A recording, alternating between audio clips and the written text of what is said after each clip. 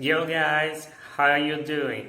I'm Robert França and I work as an English teacher for Seduc Pará and Seduc Maranhão.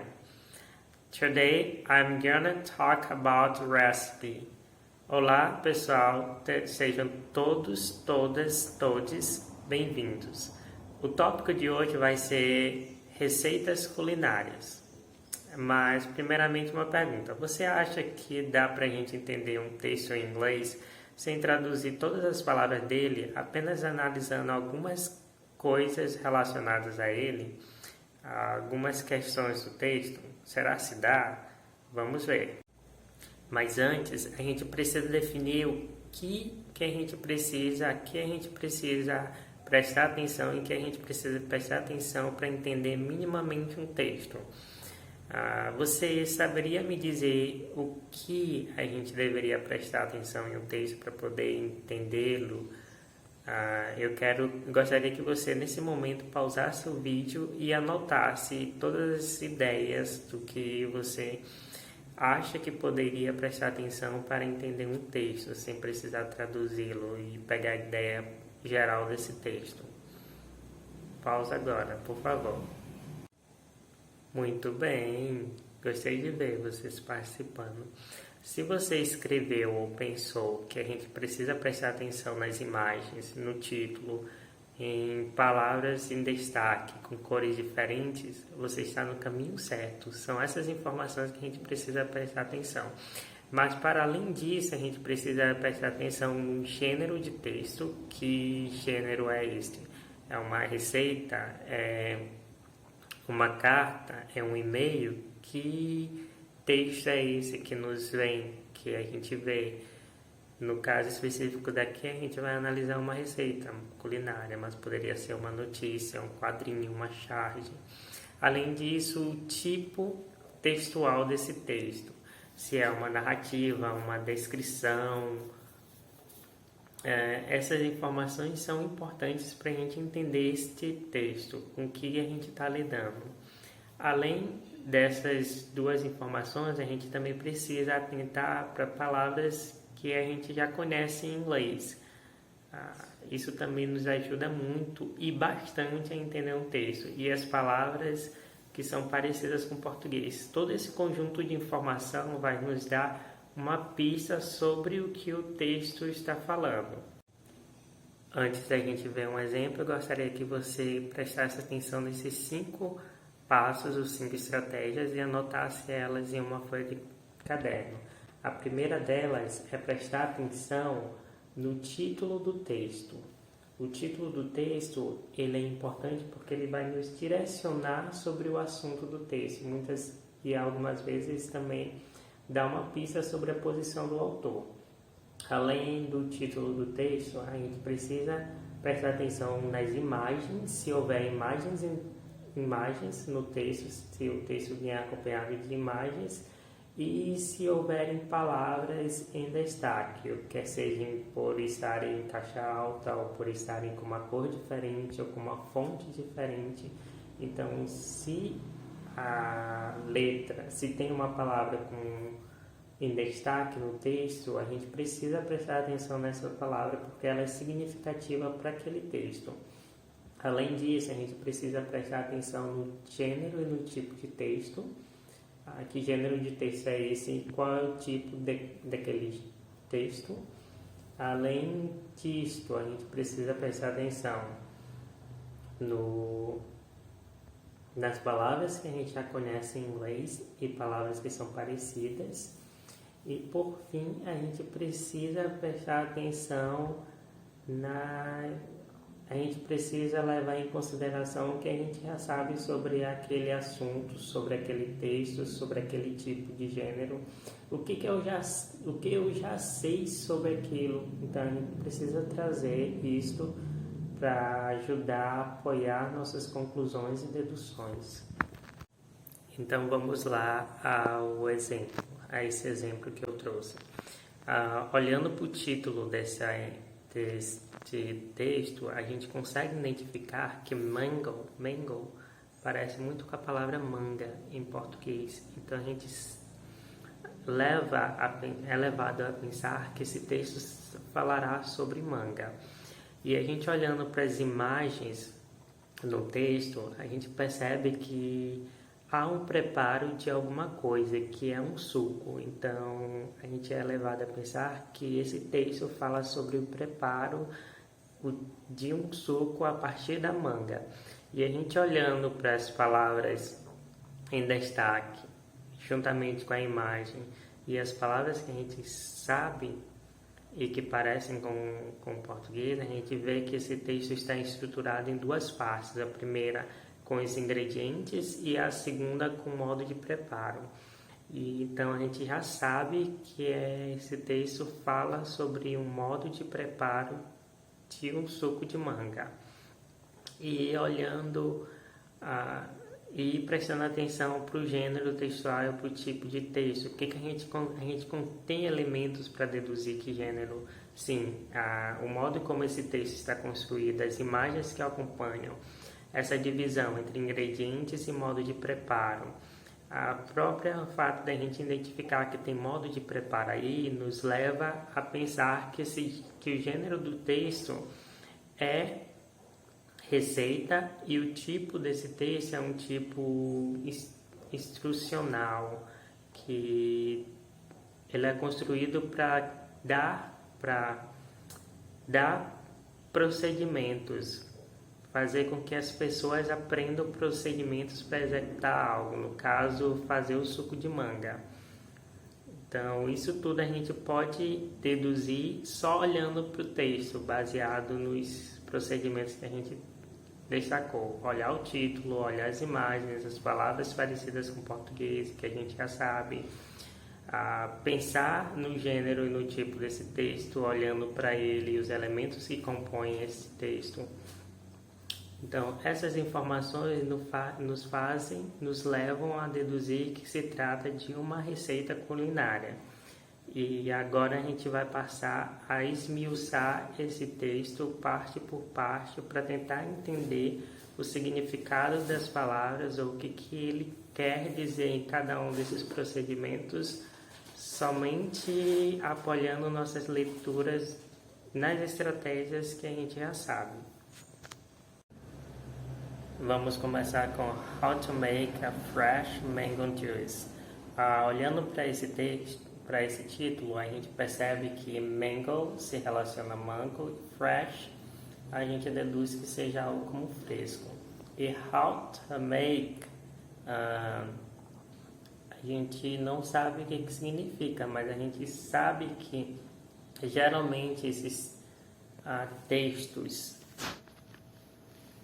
do tipo em questão, eles geralmente ensinam a fazer determinados procedimentos. Então, a gente pode deduzir que esse how to make poderia ser algo como fazer, como preparar. Então, como preparar um suco de manga refrescante. Então, a gente pode deduzir que juice significa suco, porque a própria imagem, as imagens nos remetem que o produto final que esse texto ensina a executar é um suco. Então, juice a gente pode deduzir como sendo um suco. Os ingredientes que esse texto cita, olhando para a lista de ingredientes, a gente tem obviamente o mango, que a gente sabe que é manga. Além disso, a gente tem o water ou milk. Water, a gente sabe que a maioria sabe que é água, e milk, a gente sabe que é leite. Mas mesmo que a gente não soubesse o que significava milk ou water, a gente poderia deduzir partindo do pressuposto de que se precisa de álcool líquido para se fazer um suco. E geralmente os sucos são feitos ou com água ou com leite. Além disso, nós temos como elemento também sugar e ice. O sugar, ele tem como informação que é optional. opcional. Essa palavra a gente consegue identificar como sendo opcional. E o ice, a gente também sabe que significa gelo. Então, o sugar fica fácil da gente deduzir porque é um elemento opcional. E a gente sabe, pela forma como a gente faz os sucos ou que outras pessoas fazem suco, que geralmente o açúcar é um elemento opcional nos sucos de frutas. Então, sugar, a gente pode deduzir que seja açúcar. Agora, bora adentrar ao modo de preparo. O primeiro modo de preparo diz chop the mangoes in chunks. A gente pode não saber o que significa alguma dessas palavras aqui, mas olhando para a imagem, a gente vê uma mão segurando uma faca e cortando um pedaço de manga em pedaços. Então, a gente poderia facilmente deduzir que o primeiro procedimento é cortar a manga em pedaços. Então, chop, a gente poderia deduzir como sendo cortar e chunks como pedaços. O próximo procedimento diz put the chunks into a blender with water or milk with optional sugar. Novamente a gente pode não saber alguma dessas palavras, mas o texto, as imagens nos ajudam a compreender. Nessa imagem nós temos os pedaços de manga sendo colocados dentro de um liquidificador. Então a gente pode deduzir que put the chunks into a blender, seja coloque os pedaços, a gente já sabe que chunks significa pedaços, coloque os pedaços de manga no blender. Blender a gente pode deduzir como sendo liquidificador. With water or milk, então com água ou leite and the optional sugar, e o açúcar opcional. Então, a palavra blender a gente consegue identificar com apoio na imagem. A próxima frase é blend the juice for 30 seconds or until it's smooth. Blend a gente consegue identificar como algo relacionado ao blender, que a gente viu mais acima, que é liquidificador. E olhando para a imagem, a gente pode deduzir que seja algo como misturar. Então, misture the juice, o suco, por 30. E aí a gente pensa, 30 horas? Não pode ser. 30 minutos também é muito. Então, 30 seconds pode ser 30 segundos. Ou until it's smooth. Ou até... Aí a gente pergunta o que seja smooth. A gente poderia pensar até ele ficar leve, solto, suave, pastoso, sei lá. Parece mais com algo como leve, já que é para bater no suco até ele ficar com essa consistência leve. Então, smooth a gente pode pensar como leve. Mas se a gente não conseguir identificar, não tem problema. A gente pegou a ideia geral dessa frase, que é para bater o suco por 30 segundos. No próximo procedimento, nós temos pour the juice through a strainer if you want a thin juice. A gente pode também não entender os elementos que estão aí nesse enunciado, mas olhando para a imagem, a gente está vendo que tem um coador e algo bem abaixo, e se está colocando o suco de manga para ser filtrado por esse coador. Então, pour the juice through a strainer. Pour, a gente pode pensar como despejar ou derramar o suco por um strainer. A gente pode pensar que essa palavra está se relacionando ao coador, que está lá. Por um coador, if you want, se você quiser. O que? A fruit juice. A gente sabe que quando a gente faz um suco de manga e ele não passa pelo processo de ser coado, ele fica grosso. Depois que a gente coa, ele fica fino. Então, thin juice pode ser algo como um suco fino, delgado. Então, se você colocar o suco, se você peneirar esse suco, você pode peneirar esse suco se você quiser um suco delgado, um suco fino. Essa é a ideia desse enunciado. No próximo enunciado nós temos pour the mango juice into the serving glasses. Então, pour, a gente aprendeu que a gente deduz que seja despeje, derrame o suco de manga no... A gente tem serving, que a gente deduz que seja algo relacionado a servir, e glasses. A gente não sabe o que é glasses, mas a gente vê na imagem que está em evidência um copo. Então a gente pode pensar copo de servir, coloque o suco de manga em um copo de servir, e é basicamente essa a ideia deste enunciado. Só que no caso glasses está no plural, então é mais de um.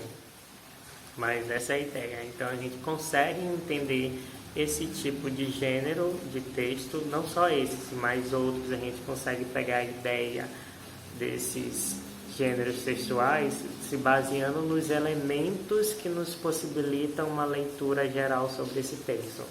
E aí, nos apoiando desses conhecimentos, das palavras conhecidas, do conhecimento que a gente tem sobre os gêneros e sobre as coisas no mundo, e sobre esses assuntos, no caso aqui de fazer suco de manga, a gente consegue deduzir o significado da maioria das palavras em inglês e consegue pegar o significado dos enunciados no texto sem precisar estar traduzindo palavra por palavra.